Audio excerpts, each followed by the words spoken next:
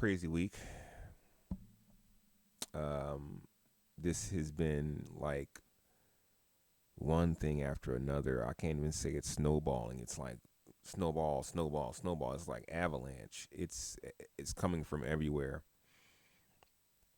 Um, both political intrigue and like just embarrassment on a national stage. And it's something that usually I never had to think about growing up.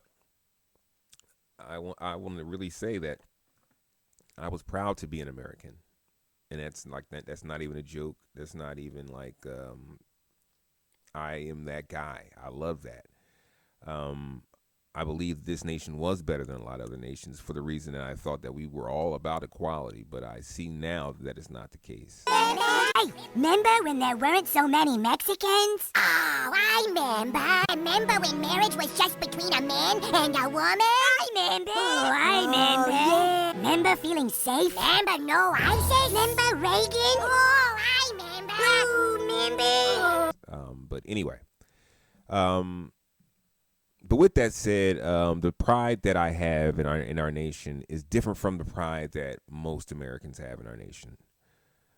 A lot of Americans believe that we are an unbeatable force, a dominant force. They bellyache over how dominant our military is and how much better our military is, and that's something that can't be equated. That's like saying Muhammad Ali was better than Mike Tyson. It's different times in different situations, different opponents. If you want to say firepower, if you want to say, okay, well, we can obliterate and totally destroy a whole nation with our firepower. Okay, that is true. But that's not war. That's just massacre. That's murder. That's genocide. And if you're talking about that, then what are you really talking about? The hubris of this nation is not, and I'm not going to come at the soldiers today. I'm going to give the soldiers their due because they do the best with what they're dealing with, and that includes like their higher ups, their commanding officers, and their commander in chief.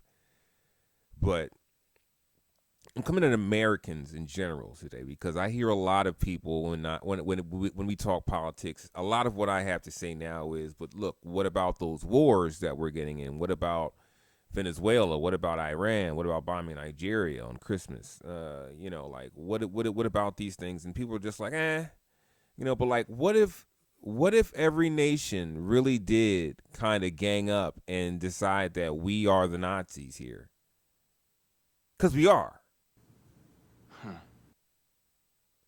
We haven't been as full throated with the world domination thing, but we are just imposing our will on other people, which is unacceptable. And when I talk to people about that, they seem to not care. And I believe that is a form of hubris, where we think that we can beat anybody. If you look at the way that all of the world's strongest dictators in history, and this is something and anyone who knows me should be able to tell you this, that I've always studied that throughout my life. The Napoleons, Alexander the Great, the Genghis Khans, Hitler. But if you look at how all of them failed, they failed the same way. They fought on too many fronts. Their hubris in their belief in themselves. Now, the definition: extreme or excessive pride, arrogance, and self-confidence, often resulting in a fatal downfall. Now, that's the key here.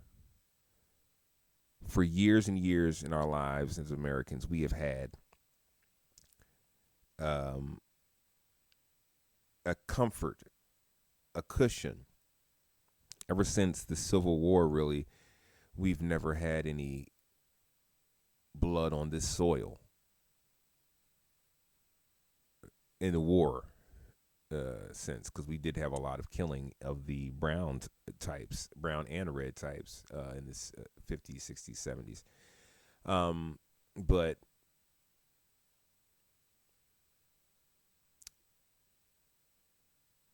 we have had a comfort that we believe that our forces are the strongest, and I believe that for the most of my life, at least, that the rest of the world also believe that. But Hatred will do some things. Now, to go deeper into the word, rooted in Greek tragedy, it describes characters' defiance of God's moral norms. Modern usage denotes overconfidence that causes individuals to act recklessly, disregarding common sense. That's where we are now. That specific breakdown, and we'll use God's in the way of morals, and it says morals, God's are morals. But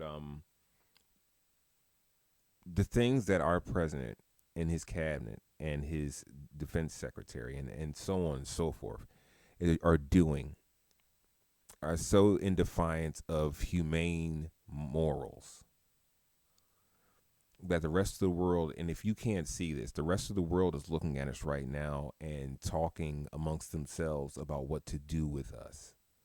And if you believe that our military is so strong and so dominant, I'm telling you now, look at the history. Maybe our weapons are, but the caliber of soldiers, you know these people.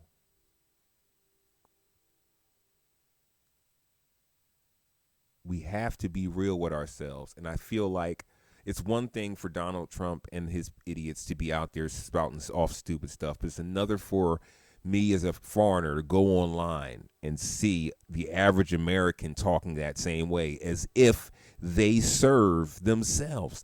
Another thing about Americans that gets me is that we talk a lot of shit for our soldiers to back up.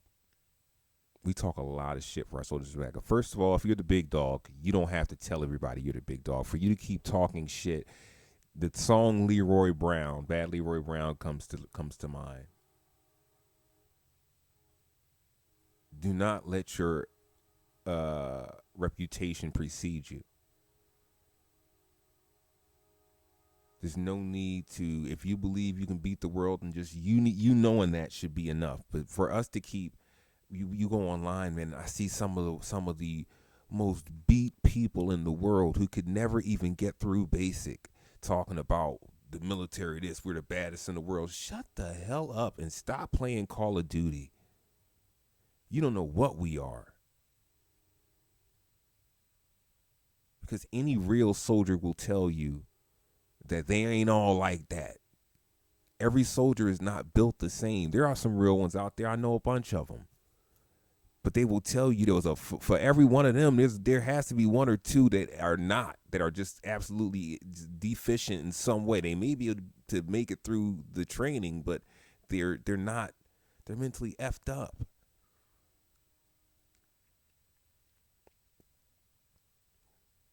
Do not let hubris be the downfall of the United States.